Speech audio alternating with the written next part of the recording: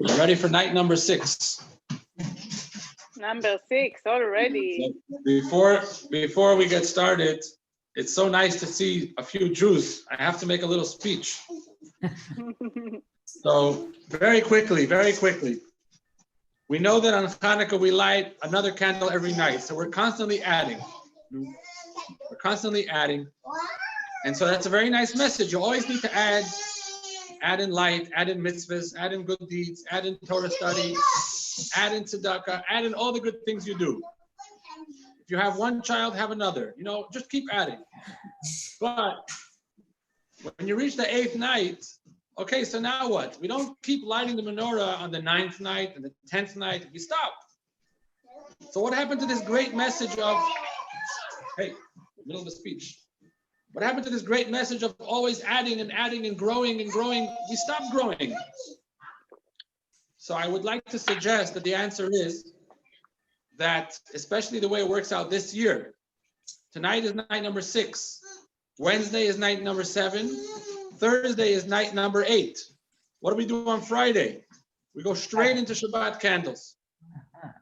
So I would like to suggest that the infinite growth that will never end is that we make sure to light Shabbat candles. We take all the inspiration from Chanukah.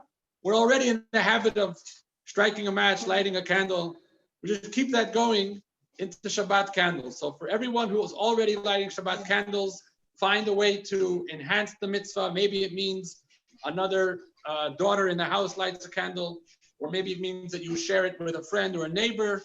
And if you haven't started yet, or if you've started and stopped, maybe now is a good time to continue the energy and the strength and inspiration from Chanukah, and that this Friday and all coming Fridays, make sure to light Shabbat candles. The world needs more and more light.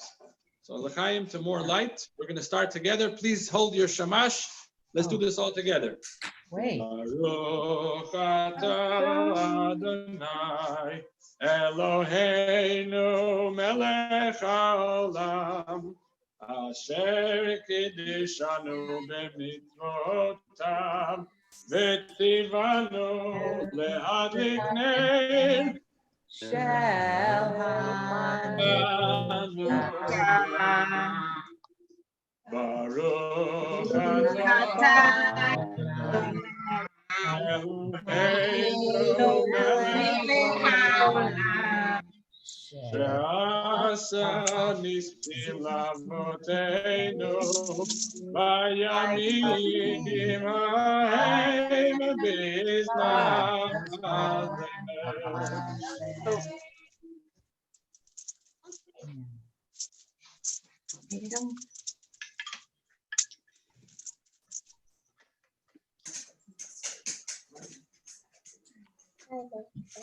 I'm gonna get it.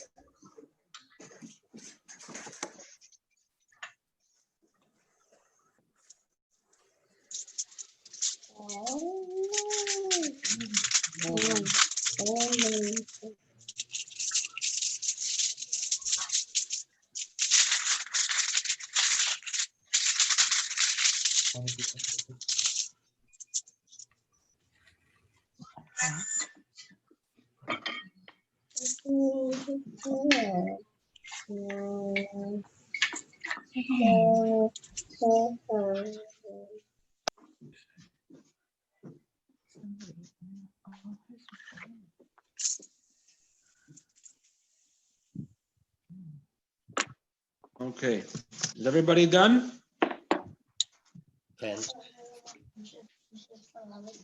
You're all lit? Everybody's all lit? Okay. Goldman's take a minute to get lit, but.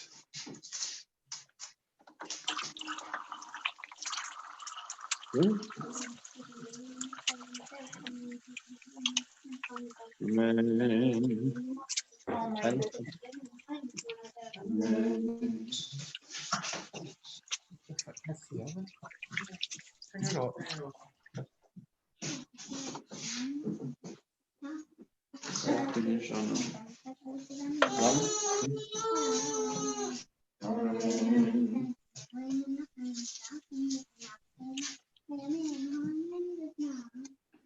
Amen.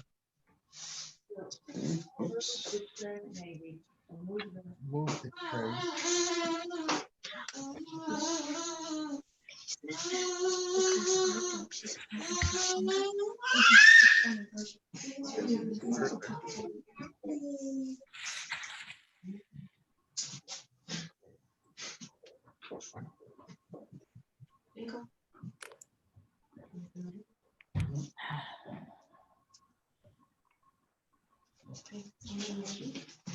Almond's turn. Okay. Ready for everybody's favorite Chanukah song? On your marks. Ma'asor Yeshuati Echana El Shabeach Tikabel Tefilati V'sam Toda Nezabeach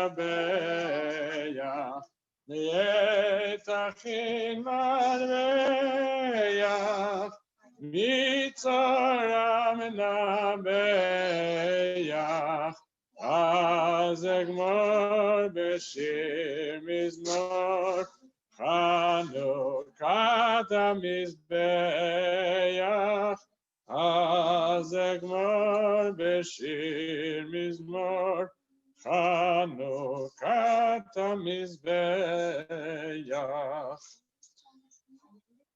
That was beautiful. I'm sorry for muting you all. I'm sure you understand. Let me undo that. And we in Chabad we actually have a much longer version of a post Chanukah menorah lighting song, but it takes about 6-7 minutes to sing. So maybe we'll sing that at the end of the Sufganiyot. And we're gonna go straight over to Merav, our very own pastry chef, who has been working on this together with us for a couple of weeks already. And we're really grateful for all the time and effort and energy that she's put into this. And we are going to learn how to make Sufganiyot from scratch. Merav, I hope we don't put you out of business. But apparently some people are happy to buy, so. Yeah, no one wants the smell of frying in their house, I don't think. Oh, it's a new perfume, Eau de Latkes. Yes. Okay. So, Merav, please take it away, and the mic is yours. Thank you so much. Okay, so hi everyone. I think I'm sure some of you know me. So my name is Merav, and I'm a pastry chef. I just graduated from Chanukah College this summer, and I took the baking and pastry arts program for 2 years, and it was amazing. So can everybody hear me? Yes. Okay, good. I can hear you, Marsha. Oh, I better mute. Okay, as long as everyone can hear me, that's great. But I also want to say, if anyone has questions, just stop me. I think I'm able to hear you, Moishi, I don't know. Yeah, don't be shy just to stop me and ask questions. So we're gonna make the Israeli style Sufganiyot, which are not anything like the Tim Hortons ones. So basically, Sufganiya, it's a yeast dough, just like we are making a challah dough. We are using yeast, so same for the Sufganiya. And there are few, maybe 3 key rules for your success in order to have the fluffy, chubby Sufganiya that you like. So number 1 is when you mix your dough, it must be mixed the exact time. It's a long mixing. We really want to give that dough the gluten development, so that will give us the structure that we are looking for. Also, so that was number 1. Number 2 is the proofing. The proofing, the rising time of the dough. You cannot rush yeast dough. Same with the challah, you cannot rush it. You need to let it rest and rise until it at least double in size. And that's one of the signs that you know, okay, it's ready to go in the oven. So like really, this is, you cannot rush yeast dough. You need to give it time. And if you do it at home and you don't have, obviously me neither, I don't have a proofer like to let my dough proof. So it depends on your temperature of the house and how cold it is outside and the humidity. And also, so when you fry your sufganiyot, the temperature needs to be controlled and somewhere in between 160, 170 Celsius, which is 300 and something, 320 maybe Fahrenheit. So yeah, those are the 3 rules that hopefully will get you the perfect sufganiyah that you are looking for. Okay, so let's start. I have all my ingredients ready, scaled ahead. It saves time. Everything is nice and organized. You don't need to scale one thing, run to your closet, scale again. Everything is prepared. Mise en place, what we call it in the professional language. So I'm gonna go a little bit over the ingredients, just so you know, baking, it's not like cooking. If you don't have it the exact way, something can go wrong. So it's kind of like science. So obviously we have the flour, which in this recipe we are using all-purpose flour. And use all-purpose flour. Don't use pastry flour. Don't use bread flour. Each different flour has different protein level, and all-purpose flour has 10 to 13% protein level. And the protein, actually, that's what gives us the structure and the texture that we are looking for. So, for example, all-purpose flour is 10 to 13%. It will give us the fluffiness that we need and want.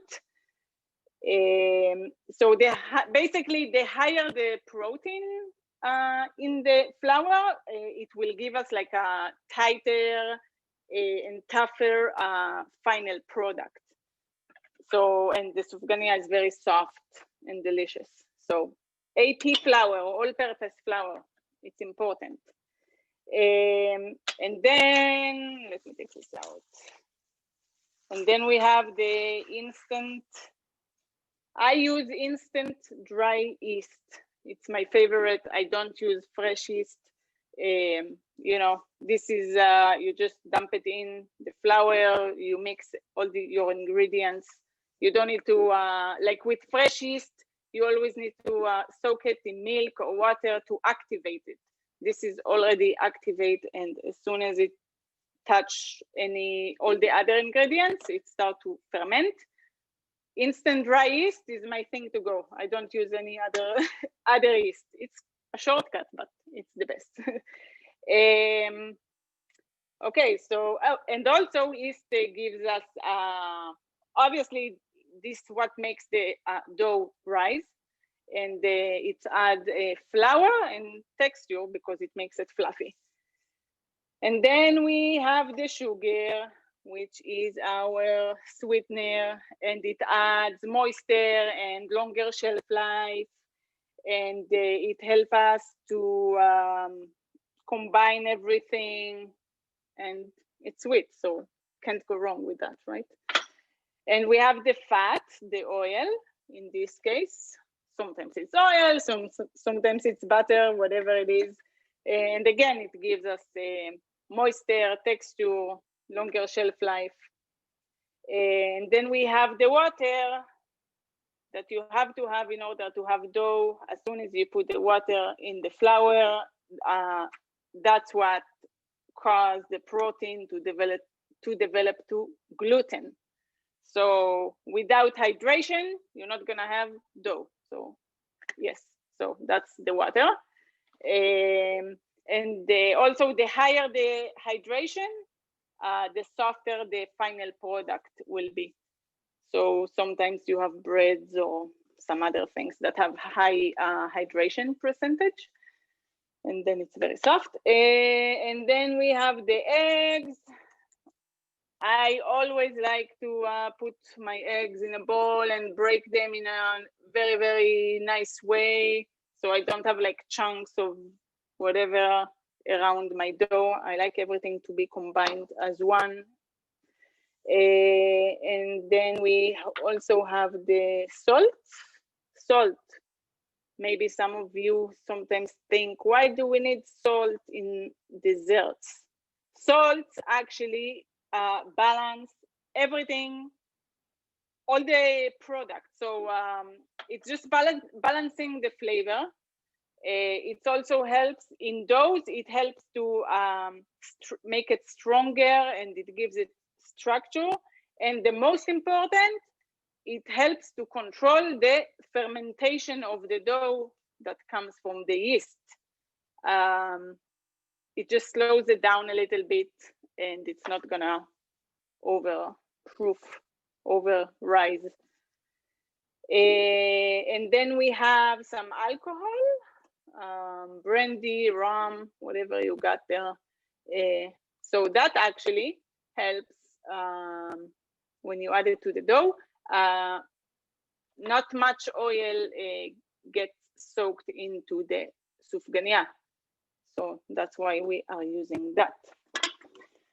So the first thing I do, I scale my flour straight in the mixer bowl. Now, if you do it by hand, it will take you longer. This kind of dough has to have very, very strong and long period of mixing, because we really, really want to develop that gluten. That gluten development will give us that white line around the sufganiyah that we are looking for, and the perfect texture. So I know in the recipe it says in the mixer bowl with your hook attachment, which is this. I don't know, I can't see anyone, so I don't know, but this is the hook attachment. This is what I use in my mixer. If you do it by hand, it will take you longer. I'm already telling you. So yeah. So I have the flour in my bowl, and it says combined all ingredients. I would suggest that you should actually take the flour, add your yeast, dump it in the bowl, and give it a little stir, just so you distribute the flour and the yeast evenly. And I just noticed that I'm not wearing my apron, so I'm going to do it now. Sorry about that.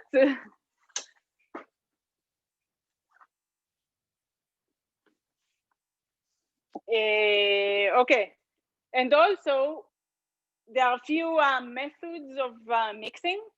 This method is direct mixing method, where you dump everything in. You know, you don't put water, mix, then. So put your flour, your yeast, and then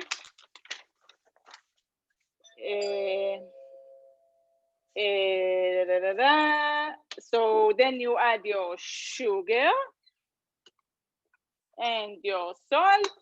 Just put it in, direct method, nothing fancy, easy peasy. So basically, what you need to do, add your dry ingredients, bottom line. Okay, then add sugar, salt. Okay, so now we are going to start the mixer, and you can add your eggs, your water, vanilla, oil, your alcohol, and your lemon zest. It doesn't matter which order you're doing it. Just dump it in.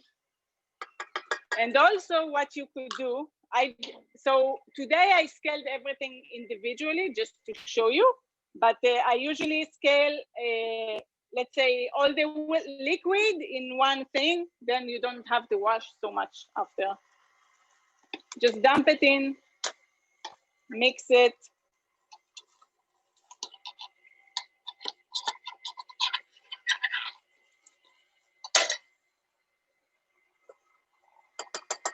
And at first, it looks weird. It looks like it's not working. I know, but don't worry. So if you're using a mixer, I'm using a KitchenAid. It's a small mixer. It's not the greatest, but that's what we have at home, right? I mean, we're not a bakery, so we need to work with what we have. So sometimes you need to like scrape the sides just to make sure all the flour gets in the water and the liquid. And soon I'm gonna show you what happens. Ken, yeah? Now, what you just said about the KitchenAid, you made me look very bad, because I was always saying that it's not such a bad mixer, it's fine. You know, now no, I see it's unanimous. It's really not a great mixer. Okay. No, it's fine. But it depends what you do, okay? So no, I understand. It's not great for dough. Exactly. I was about to say, if you have a KitchenAid, don't ever go above number 2. You're going to dies. Yeah, you're going to burn the thing. That's so, it. Just, yeah. Anyway, sorry to interrupt. I just wanted to let you know that you got me in trouble. No problem. I'm just gonna show you. So this is like what I mixed it for a minute. Can you see? I don't know. Can you see? Okay, it's definitely not combined yet.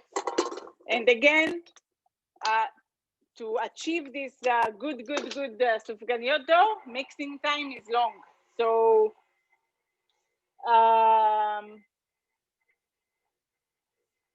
so you mixed all your liquid, you wanted to combine, you don't want to see any flour on the bottom. Another thing you can do to avoid this flour on the bottom, you can first put your liquid, then the flour. It's also an option. So we have everything in. I'm just gonna, so now I'm mixing it on the lowest speed just to combine on the ingredients. And now it's a bit combined, I'll show you, but it's very, very, very sticky. I don't know, can you see? Yeah, very sticky. So and the gluten isn't developed yet. This is not a dough that we can work with. We cannot do anything with it right now. So we are going to mix it. I'm just going to rinse my hands.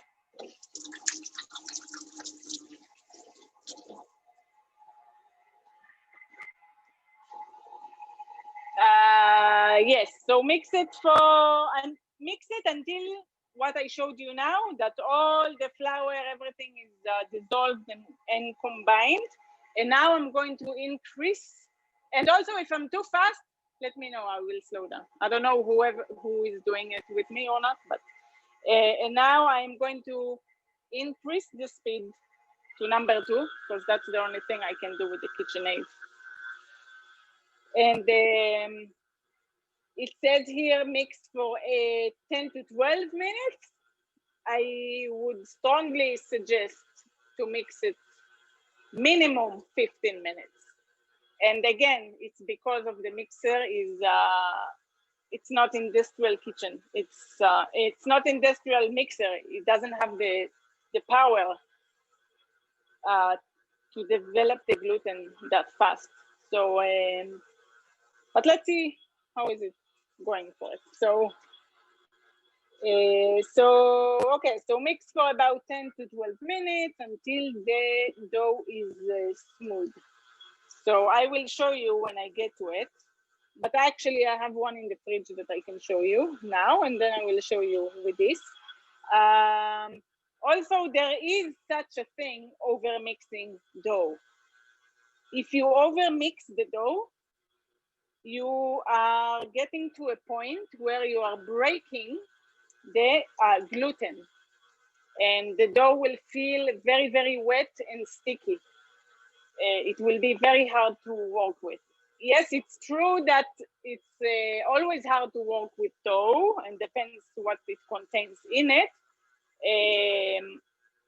But some doughs are sticky but still workable. But if you get to a point when it's very sticky, and you know, you can feel it when you touch it, you can feel the moisture, you feel that it's wet, that means you over mixed it. And you also don't want to go, if you have a KitchenAid, you don't want to go too fast, because that also will break your gluten in the dough. And when, I mean, you can still make a challah or whatever with that dough that you made, but you will see that it's not going to rise correctly. Maybe instead of going up, it will go sideways, like very, very tired dough.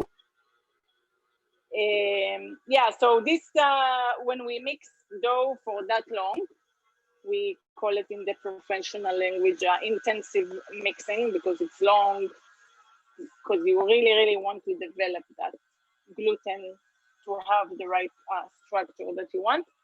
I can show you dough that I made earlier today, because tomorrow I have some orders for Sufganiyot. So this is a smooth, very smooth dough. Can I turn on the light here somehow? Yeah. Smooth. It's supposed to be tight dough. Obviously, it will be tight because you are developing the gluten in it, so it must be tight and smooth. That's another thing. So that's that. And I don't know, anyone has any questions? Because this is going to be mixed for a bit. If anyone has any questions, go for it. Moishi can unmute you.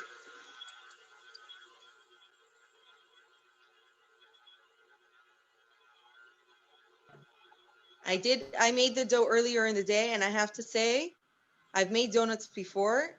It was such an easy dough to work with and cut up and shape into balls. So we're really excited. Can you repeat it? I don't think I heard you. I said I've made donuts before, but with a different. But it was the first time I used your recipe, and it was so easy and smooth to work with. Like every time, you know, okay. You read a recipe and it says, you know, it's smooth, it's tight. I never, yeah, whatever. Like I just make my big batch of challah dough. This one I could really see in the description. Nice. So you used that recipe earlier this week? I know. I made it. I just made it now. Okay. You made, yeah. Okay. So they are rising. Yes. Nice. So did you find anything different from your previous recipes besides? So, I mean, the fact that I could just dump everything in was a pleasure. I didn't have to wait. I just put everything in and then just mix it up. And then, yes, I have my KitchenAid too, and I put it on 4, and then I'm like, forget it. It's going to die in a second. So I put it down. Yeah. Here we have. So really the key here is the mixing. If you mix it enough time, you're gonna get a good product at the end. If you don't mix it enough, it's not. It will rise. It will still taste good. Like it doesn't mean, you know. It won't be bakery style. Yeah, exactly. Like what we want to achieve is this. We want to achieve where is my camera? We want to achieve the line. That's what happens when you, okay. You know, that if you get that line when you fry it, it means you did a good job. Okay, we'll wait and see. Yeah, and it's all about the mixing and the rising, the proofing time. Okay, let's see what happens next. And to be honest, like for me also, it doesn't work out sometimes, you know, like Right. every day when it's colder outside, so my house is colder, so the dough is different. It's just Interesting. really, but of course, when you are in a bakery, then you have a closet that is a proof where Right. you put the bread there and Right. it's nice and warm Right. and the humidity is right. Now, if Yeah. you wanted, if you know your house is a little chilly or you know you're not sure, you can stick it in the oven on like very low to proof, and Yes, then that's that right. would work. Yeah, Okay. that's right. You can warm up your oven a little bit and then turn it off, or if you have very low setting, or even if you have like a proof button. Personally, I don't use it. I just I crank the heat up in the house. I just find that I used it once or twice, and I don't know. I was worried that it's going to bake it. Right. I thought maybe it's too warm, so I just so I know in the winter, okay, so it's a longer waiting time. Right. Right. Okay. But again, also if you want to make them, let's say you need them for tomorrow morning or you need it for tonight. It says also in the recipe mix and then keep it in the fridge. So you can also do mix, let it sit in room temperature, let it rise a bit, 20-30 minutes, and then cut your 50 gram or how many balls you want, and then put it in the fridge. And in the morning you can fry it. So you can leave it overnight in the fridge After you after you shape after you it. shape it. Yes. Okay, that's a game changer. Good to know. Yeah. So that's what I've been doing actually. I've been mixing, letting it rest for a bit, cutting, shaping, fridge, and so you can make it in the morning, fry it in the evening even. Right. If also like if you don't have all the time. Yeah, exactly. But it's important when you take it out the fridge and you are about to fry it, let it reach to room temperature. Let it rise because the fridge will stop the fermentation, the proofing. So you need the temperature to be higher than 26 for the yeast to start and to be activate. Lower than that, it's very slow. So it's still working, but it's slow. So just think about that. Or put your heat on 26. Feel like in Israel. Yeah, exactly. Yeah. So I can show you now. I don't know. I've been mixing for a bit, but it's not quite ready. I'll show you. It's still sticky. And I'm sure some of you have some experience in the kitchen. You know, you can add some flour if you think that it's too sticky, because every brand of flour soaks the water differently. So you may need to add a little bit of flour, and I think that's what I'm going to do now actually. And it's really okay. Just don't put too much. Go slow, go a little bit, because if you put too much, then you're in a problem. Because everything right now is in balance for the recipe, right? So you don't want to put, I don't know, like really, I would say a teaspoon. Start with a teaspoon every time, add it. And again, if you do it by hand, you can do it by hand, but it will take longer. And sometimes what I like to do, I stop the mixer and scrape the sides of it, because it doesn't get all the dough that is stuck on the hooks.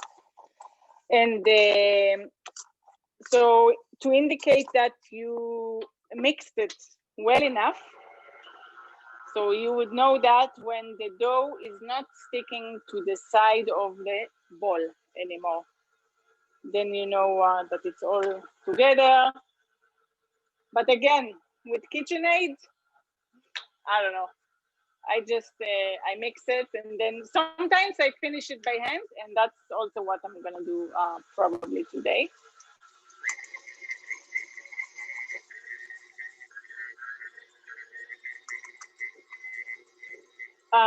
Meanwhile, I will start to heat my oil because I made the dough earlier, and I would like to show you how to fry them after. So I'm just gonna turn around.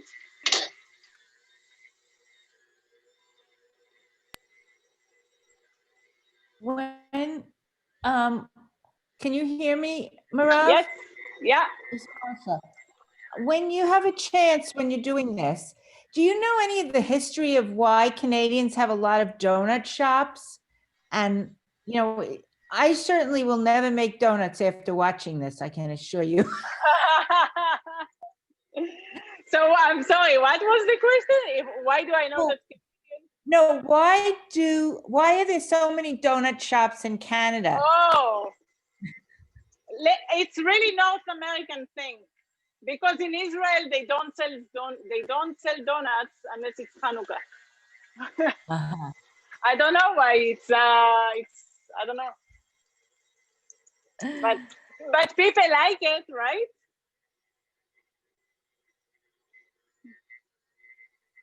It's interesting because in Israel, they make amazing donuts for Chanukah. Sufganiyot. Yeah, but they only make the simple kind, right? Like this kind. Not anymore. I was following Right. someone on Instagram and she went to the shuk. Oh my goodness. Yeah. So it's true that now they are making it a bit fancy and Yeah. almost I think like everywhere. Like yeah. everywhere where things you have to up your game for everything. So you have to make gourmet, donuts. The plain ones are not good anymore. Yeah.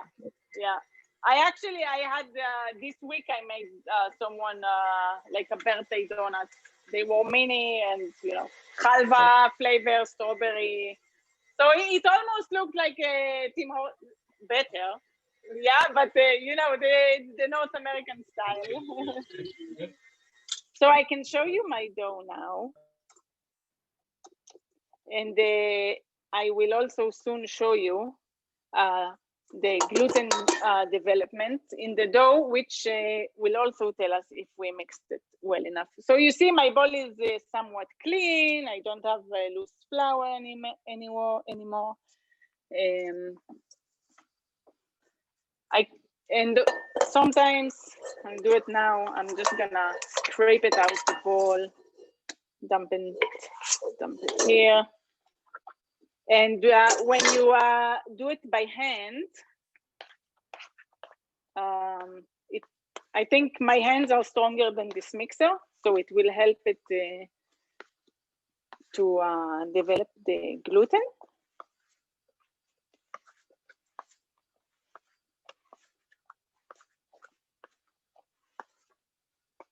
And you would know that when it's not as sticky anymore, and it will be, right now it's kind of sticky, too sticky. Maybe then I'll throw it back in the mixer for a little bit to finish it up.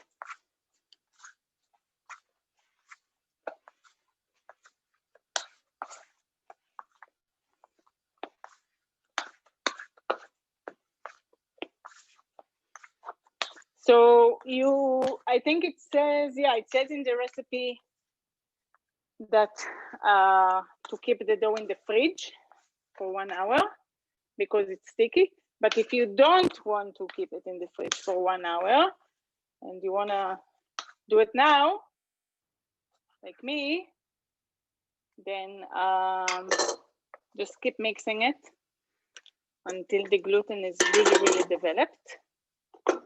And again, I'm going to rinse my hands and then I'm gonna add a little bit of flour again. And I'm sure some of you, did I say that already? I don't know, but if some of you made donuts, I mean challah before, basically the same. Rivki, I know you made challahs. But it's basically the same. The most important is that you need time, don't rush it, keep mixing it, like no washing, because otherwise it's not gonna turn out like we wanted to. I have to say that I mean, I make challah all the time, but something about donuts scared me off. The frying. Is this But the first? really? It's not the first time you're making it, is it? No, I'm a crazy lady and I want to make my kids happy on Chanukah. So one of the things that we do, usually we have every year we have a family, Mesibat Chanukah, my family from Toronto comes. Yeah. Usually. So we make it an activity for the kids. And I first did it with a deep fryer and it was actually easier in a regular, just big pot with oil. But Yeah. if I could do it, anyone could do it. It's just like Merav said, it's just time. Take the time, give yourself the time. Yeah, And yeah. I think that if you could put it in the fridge, prepare the dough at night and put it in the fridge, that's a big deal. Because with challah, I find when you do that, it goes off a little bit. But actually, I do that with the challah too. Yeah. So I make the dough in the afternoon. I let it 20 minutes rest on the counter. Yeah. Then I shape it and I put it in the fridge. And in the morning, I take it out. Oh, you put it shaped in the fridge. Yes. Got it. Shaped in the fridge, and then in the morning you take it out. It keeps rising, and then when it's double in size, you're ready to go in the oven. Okay, I'll do that. I have to say that not everybody can do it. You're putting yourselves down. If you say that, there's an art to it. There's knowledge and there's art and there's feeling, and I don't have it for that. I don't have it for these types of things. I agree with you that you definitely need to have the feel for it. Like if you haven't done any kind of dough before, then you don't know, you wouldn't know what you're doing. But yeah, I mean, it's practice. I didn't know what I was doing at first either, you know? Right. So, and if you like it, great. So now let's see. Let's do a little test here for a second.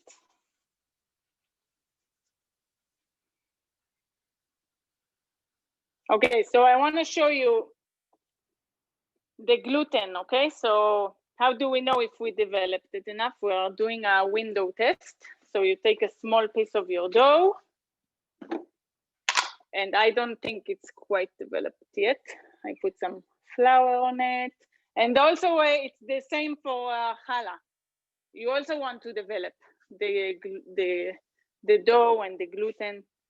So you take a little piece, and so I made a little round shape like this. And then I'm going to start to stretch it. And if I can stretch it without it ripping, that means I mixed it, but you see how it rips?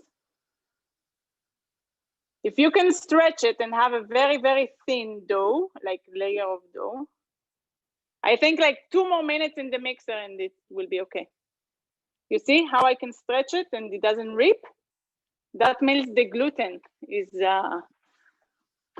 developed and it's doing great. So I'm just gonna give it 2 more minutes, maybe 3. Ooh. Yeah, don't forget to lock your mixer, boy. That will be. So 2-3 minutes, and I think we'll be there. I'm just gonna rinse my hands again. And Merav, you have ready dough that you'll show us how to fry and fill, right? That's right. Right.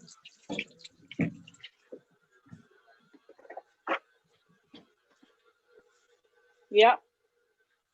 I will bring you over here. I will have to move you. Let me just check my oil because I was warming it up. So about the oil, what did we say? 160, 170 Celsius. I think we said 320, 340 or 30, something like that. It's also important because if your oil is not hot enough, I don't know if I said that already, but if the oil is not hot enough, the dough will soak all the oil, and you'll have oily sufganiyah. And if it's too hot, it's more it's less fattening. It's better for our health if the oil is. But it's no. What did I say? Less or what did I say? You said it absorbs less if the oil. I meant more. I meant no. If the oil is too low in temperature, it will soak more oil. Right. So we want it to be hot. So this way it's better. You know, we less oil. It's exactly. healthier. Yeah. You okay. Good. Yes, but if it's too low, it might look ready on the outside and not on the inside. Right. So you want it to be somewhere between 320, whatever it was, 30, 320 and 340. And also if the oil is too hot, then it burns the outside and doesn't cook the inside. Basically, somewhere in the middle, balance it. Like everything in life. Exactly. Another thing you should prepare ahead, and I'm sorry I didn't mention that earlier. I'm taking parchment paper and I'm cutting it into squares.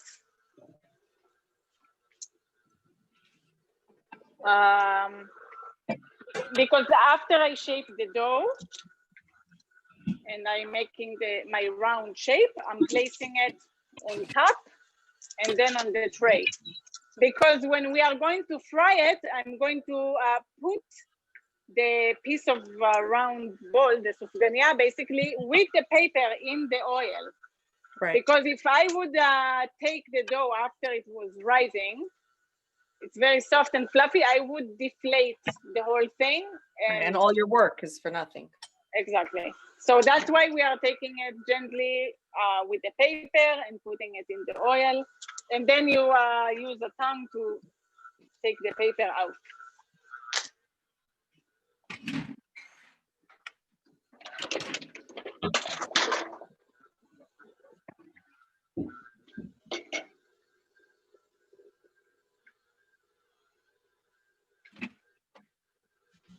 Okay, so my oil now is in the right temperature, but I want to show you this. Can I ask you a quick question? When heating up the oil, is it better to heat it on a low flame for longer or just put it on a higher flame? No, I put it on the higher, and then when it gets to 150, I just slow it down a bit. Okay. And I also use a food thermometer, which is very, very important. But if you don't have a food thermometer, you can use either what do you call it, a toothpick, or a wooden spoon. Mm-hmm. And I will show you how you know that the oil is hot, because you're gonna have bubbles around your wooden stick. So it feels to me that my dough is ready, and I like it, and it's nice. And I will show you that it's fully developed, and the gluten is strong.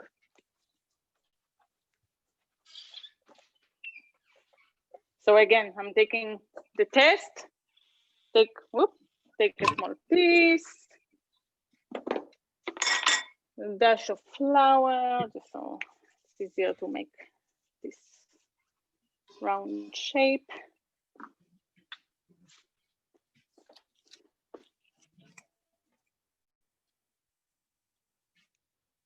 Look at that. That's so cool. I never knew that. Yeah, so that's when you know, when you see it's very, very thin, when you can see the light goes through it. Wow. Oops. You know that you did a good job. Okay, so that's that. And Also, so the next step is basically to let it rest 20 minutes, 30 minutes on the counter, cover it.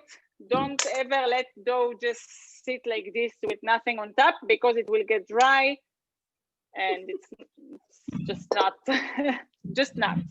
Don't tell anyone that I do. But don't you find it dry after? Oh, yeah, it depends. But when I'm making like a huge batch, I just like forget. Yeah, fine. Well, you have lots of work, so I don't judge you.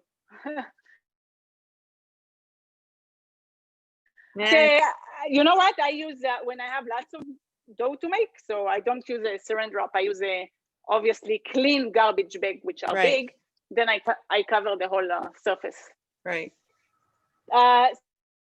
When you have your beautiful developed dough, you want to make it round shape, nice and tight. Smooth.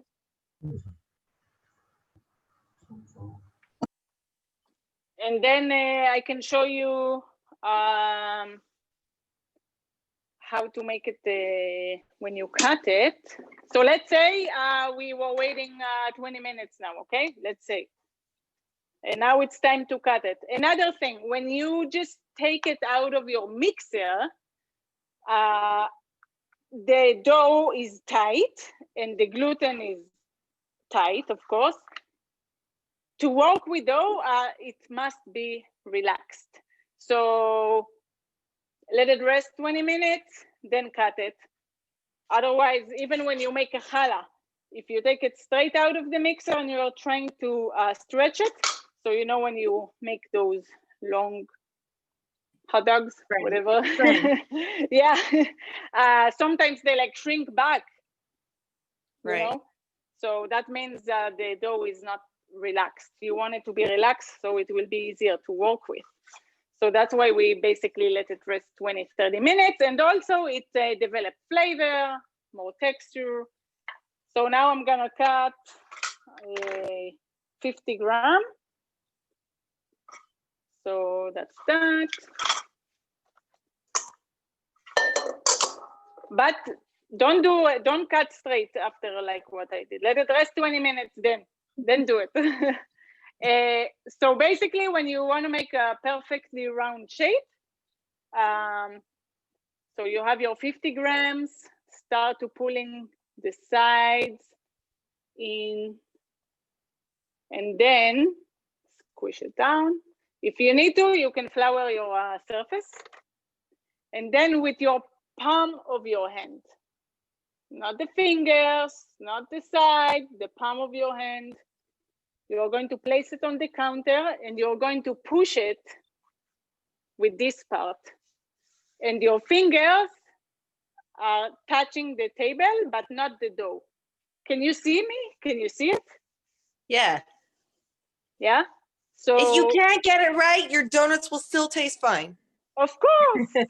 Of course. I'm there. And Merav will do it properly for you. I'm just teaching the perfect He's way. teaching us the perfection. Yes. Of course. For sure. Absolutely. Even if it comes now we out can as also appreciate, you know, when the art of a pastry chef, when you see the art, it's not just, oh wow, that looks good, that tastes good. All those little details that go into it. Yeah, listen, it's really, it all starts from the beginning, because the beginning will give you the perfect results. If something goes wrong in the middle, it may affect the final, right? Right. But of course, even if you have a triangle, Sufganiyot, whatever, it will still taste good, I promise you. So, so when you want to make the round shape, so again, with the palm, you push it and you want to make it tight. And you want to make sure that, so this is my little cutie pie chubby Sufganiyah. And the bottom, so the seam, I think that's the word. You put it, so you make your rounds and then you put it on your parchment paper that you cut ahead, like this, on your tray. Cover it. Good night. See you tomorrow. or later, whatever. So I'm just gonna cover this dough, and then I will show you the frying process.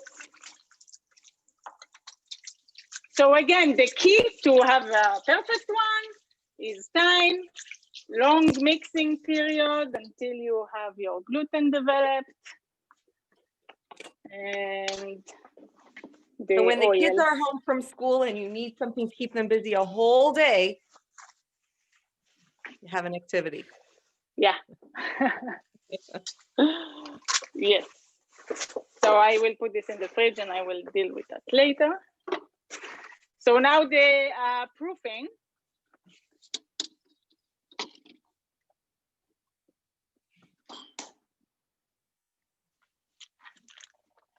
So here are mine that I made earlier today. Oh, nice. So they are double in size, and so the same for any kind of yeast dough. How do you know that it's proofed or raised enough? Double in size, and also when you touch it, it springs back. It doesn't sink, or it doesn't leave a mark from your finger. So that's another way to know. And I am going to move you to my frying station here. 1 second.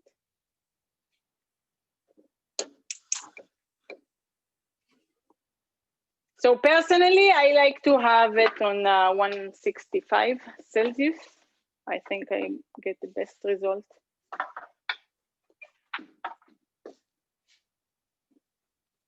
So I have ready my paper towel, because it's gonna go straight from the oil to the paper to soak the extra oil, and tongs, because I'm going to pull out the parchment paper. And I always have a thermometer next to me because I like to control the heat. And I want to show you with a toothpick. Hopefully it will work. But I just did it for the first time. About the toothpick? I have a popsicle stick, a wooden stick, and I did it, and I never knew that trick before. Yeah. So I don't know, I'm afraid that the phone will fall into the but basically when you take a wooden something, wooden either spoon or wooden toothpick, you put it in and you'll see, you'll actually, I don't know if you can see that. I don't know if you can see that. Like little tiny bubbles all around, right? Yeah, exactly. Yeah. That will tell you. That before. Yeah, so if you don't have a food thermometer, that will tell you. Okay, so now I'm going gently to put my sufganiyot in. I hold it in the corners, and in 2 seconds, I'm going to pull out. And also, if you're not sure, it's always good to do a test. Do one, don't do many at the same time, because who knows? Right. Okay, so they are in, and I have a bowl ready and my tongs, and I'm pulling away my parchment paper. And I know some people would just like oil their spoon and lift the dough. I don't know, I rather just don't take risks touching the dough after it was raised. And then I put a timer, about 2 minutes, 1.5, 2 minutes. Again, it depends on the temperature of the oil. And after 2 minutes, I will flip it to the other side. And meanwhile, you can, so I wanted to say something about the jam or any other filling, but especially about the jam. So some jams, they're not really smooth, right?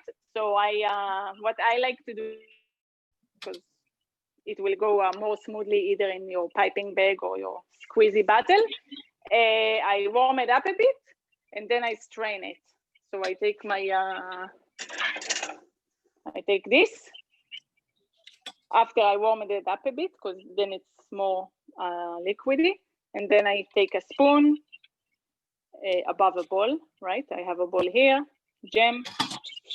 And then at the end, you get a smooth jam, and you're not gonna have anything stuck when you pipe it in your sufganiyot. And again, you can use any type of filling that you like: chocolate, vanilla, pudding, really whatever you like, whatever your family likes. So Chocolate, custard, chalva. yeah, exactly. Exactly. The classic is the strawberry jam, right? Yeah. Yeah, and if you use a piping bag, it's a squeezer bottle. I think Rivki is using one. Is that so, Rivki? Yeah. That kind. I did cut off the tip a little bit. Yeah. It is way easier than using a piping bag. I always make a mess with the piping bag. Yeah. Okay, so my timer went. I'm gonna show you. I'm flipping it. So I'm taking my spoon and I just, from one side, a quick move, flip it. And then another 2 minutes. Yeah, so back to the piping bag. So yeah, piping bag, if you are using a piping bag and you wanna be fancy, just take a big tall jar, your piping tip, your piping bag, make sure you kind of like close the edge, because then it will drip. Place it in your sol glass. You want Simon? And I'm gonna get my jam. Can you taste it?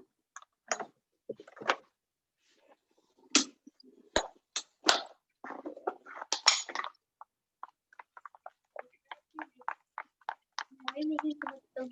I just made the recipe. Why are you making so much? I just made the recipe, so whatever. So Rivki, what stage are you on? I'll turn it around and show you. Where's my camera? There we go. Ah, good. Well done. I think for the first time ever, I got the line in middle. Good. Nice. Awesome. You know what? I put it in the oven to proof it. Good. Look, I'll show you the difference. Fine. Okay, they're not perfect. I didn't space them out enough on the pen, but So they got stuck? Yeah. But look at this difference in size. Yeah. I made them the same time. Some on the counter, some on the. No, it looks good though. Yeah. Yeah, just make sure next time that you have space, because they Space go, it right? a little bit. Yeah. Yeah.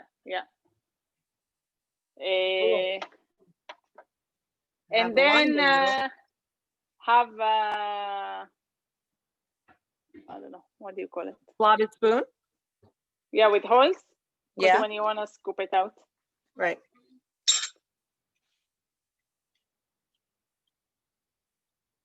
Not yet. And sometimes I know when my oil is off, like I see by the color, right? You don't want it to be too brown, and you don't want it to be too light. So yes, I put a timer on 2 minutes, but I'm gonna give it just like 20 more seconds. I'm gonna crank my heat up.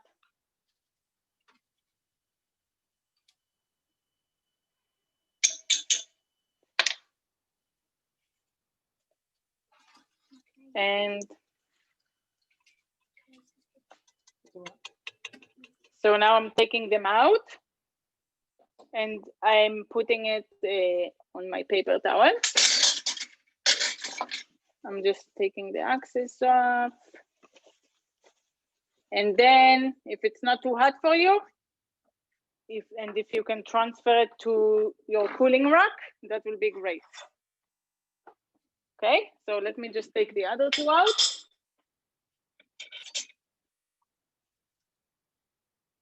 Oh, and also you can cover the pot while you're frying.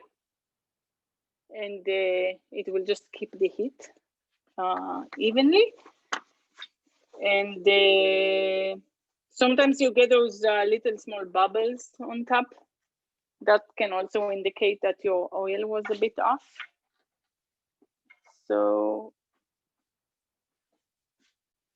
this is after I fried it. My line didn't work as well. Does that mean that the gluten wasn't activated as much? Right. Yeah.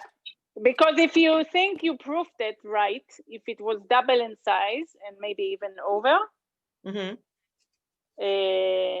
so yes, it's probably the gluten. So now before you pipe anything in it, you just let it cool a bit. Especially if you put a pastry cream, like a custard, chocolate. Right. You don't want it to. Yeah, it will melt. Yeah, exactly. But meanwhile, I will keep frying the others here. And it's funny because even for me, like, you know, I've been doing it for a long time now. And even for me, sometimes it's not perfect. You know, I don't always have the perfect line. Right. You know, I think it's all, when you do things at home, it's not like you're doing it in a bakery equipment, because we just don't have it, right? Right. But don't let that scare you. No, not at all. Because with practice, everything, you manage everything. Everything will be, like, it's just practice, really.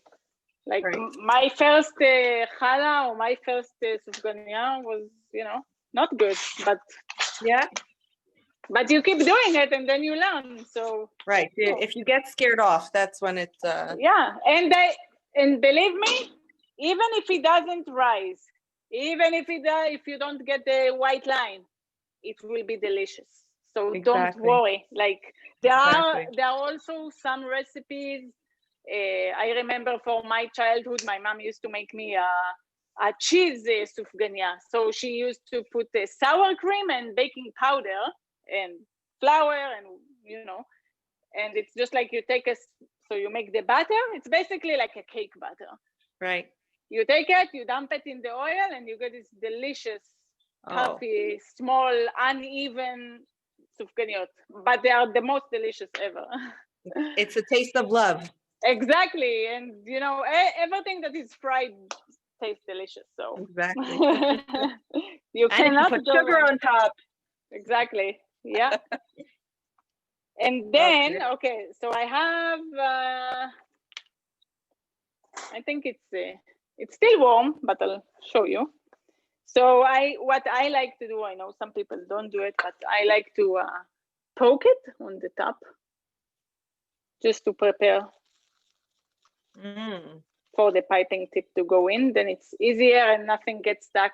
If you're using a squeezy bottle, you don't have a piece of dough that will get stuck. I mean, you know, it's just making it ready.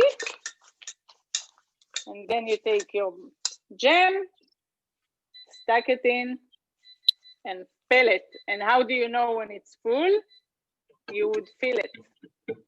It gets heavy and it comes out back in the top. Now, is there a preference to filling it from the top or filling it from the side? For me, I like it from the top, just because when because it comes out, usually I don't want it to drip down. Right. Especially if I pack it for a customer, I don't want it to. It will be messy, so I rather do it from the top, and you know. But it doesn't make a difference. And also another thing, if you think you overproofed your dough, which is very possible, because I think it just happened to me now. That's why I'm gonna put it in the fridge. You'll see bubbles in the sufganiyot, like on the sides. You'll see bubbles big bubbles coming out. And if you put it in the fridge, then it stops the proofing. Exactly.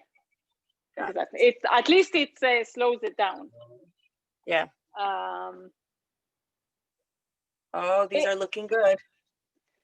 So and then you take a gorgeous plate, and so this one is with the gem. So again, you know, when you filled it enough, when they get heavy, and it comes out from the top. And of course, icing sugar. And so if you buy them or make them at home and you want to freeze them, you can freeze them. Probably up to 3 months, you can freeze them. Take them out when you want to eat them. Let them defrost at room temperature. And then you can warm it up a bit in the oven to bring back the freshness. And then just sprinkle icing sugar again, and nobody will know that it's from 3 months ago. And you can add some more jam on top.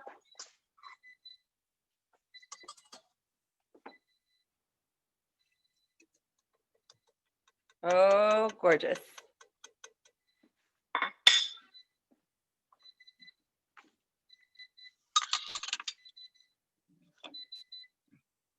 Yeah, so is anyone has any questions or concerns? Or I don't know what.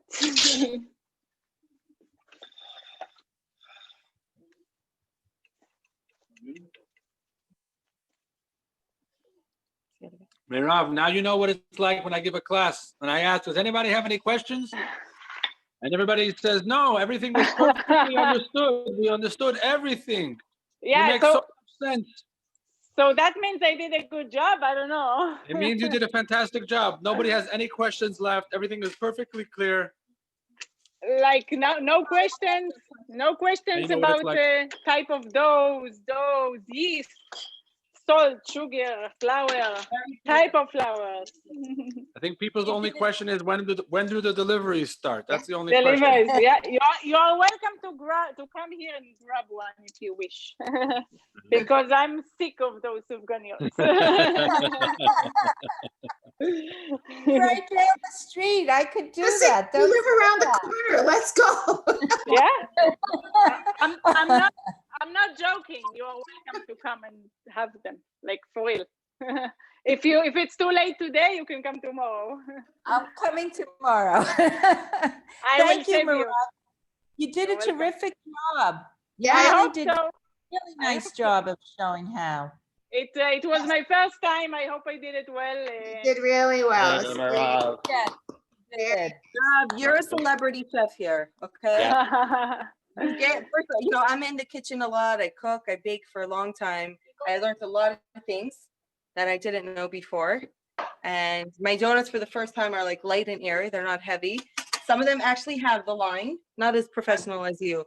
But this was really, really very informative, very entertaining. Awesome. And very nice to listen to. Yeah. Awesome. Good It was job. really, yeah, it was very enjoyable.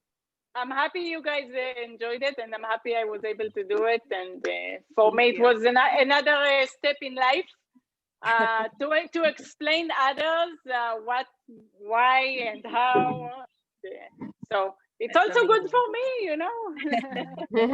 Thank you. Excellent. Thank you, Merav. You're welcome. Merav. You're very welcome. Thank you. I'm just putting more donuts in oil. Everybody stay tuned. Thank you. And try it over the holidays. Thank you. Stay tuned for the grand. Oh, the ankle's in the kitchen. Stay tuned for the grand opening of Merav's Kosher Bakery coming soon. Yeah. Not to theaters near you, to a street near you. Yeah, straight near me. Yeah. Coming One day soon. One day. Thank you, Merav. They look great. I'll get in touch with you. Maybe you do another order. We'll try this over the holiday. You are very welcome. I'm Thank happy you. to be able to join. Thank you. Sameach, everybody. Chag Sameach. Thank you. You're welcome. That looks great, guys. Yes, we're having fun with the dough. Still, Good. it's looking good though. Good, good. Don't forget to mix it a lot. Yes. And if the kids have to go to sleep, you could just have them do it in the morning. Yeah. Great. I Yeah. didn't know that. I didn't know that. Yeah. Okay, amazing. That was great. I'm still flipping some here. Me too. A few more in here. So, but Very and you good. know, like just it's really all experience, right? Even me, for the first time, I was making like Exactly. over 300 Right. in the last No 3 wonder days. you're sick of it. Yeah, but also I really learned a lot, you know. So I Yeah. know Sure. also to achieve the line, you know, sometimes maybe you didn't proof it enough. Right. Sometimes, yeah. So it's really like you have to get the feel of it, right? Comfortable with the process. Yeah. Yeah, exactly. For Like sure. baking a challah, you now can do it with your eyes closed, right? Yeah. So, Kind of. Yeah. Basically. Yeah, yeah. So Exactly. yeah. Love it. I love it, Merav. Oh, And your kitchen's gorgeous. thank you. I cleaned it up specially for you. I'm not showing you the rest of mine. Hi, Gary. Hi, how are you? Chag Sameach. Yeah. Gary, Quality Yeah. control. Quality control passed. okay, good. Rabbinical seal of approval. These are amazing. Awesome. Fluffy? Very fluffy. They're very fresh. You know why? Because they just came out of the frying Yeah, pan. yeah. And the best. and whoever put the jam in was very generous. So that's great. It helps when you have the bottle. Mhm. You want some? That was Yeah. amazing. They are delicious. Merav, it was really good. You're not too But sick of them, Rav?